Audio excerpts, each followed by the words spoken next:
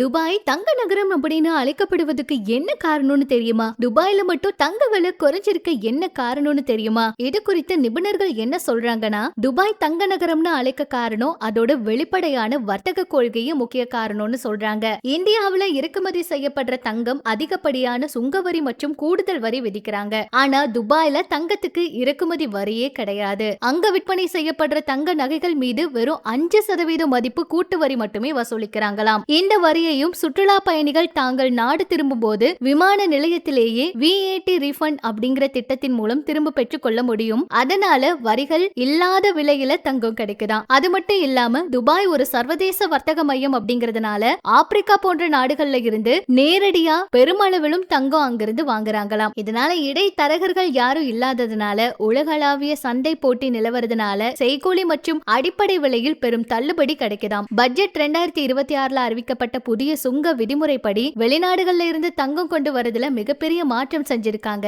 இதுக்கு முன்னாடி தங்கம் கொண்டு வருவதற்கு எடையோடு சேர்த்து அதோட மதிப்புக்கு உச்ச வரம்பு இருந்துச்சு. இப்ப எல்லாமே மாறி இருக்கு. துபாயில தங்கம் வாங்கும் போது விலை மட்டும் இல்ல, செய்கூலி பேச்சுவார்த்தை மூலமும் குறைய வாய்ப்பு இருக்கிறதுனால ஒரே டிசைனுக்கே கடை கடையா விலை மாறுபடும் அப்படிங்கறதையும் நம்ம கவனத்துல வச்சுக்கலாம். அது மட்டும் இல்லாம துபாயில விற்கப்படும் தங்க நகைகள் துபாய் முனிசிபாலிட்டி மற்றும் துபாய் சென்ட்ரல் லேப் கண்காணிப்புல இருக்கிறதுனால 22 கேரட் 24 கேரட் தூய்மை குறித்த நம்பகத்தன்மை அதிகம்னு சொல்றாங்க.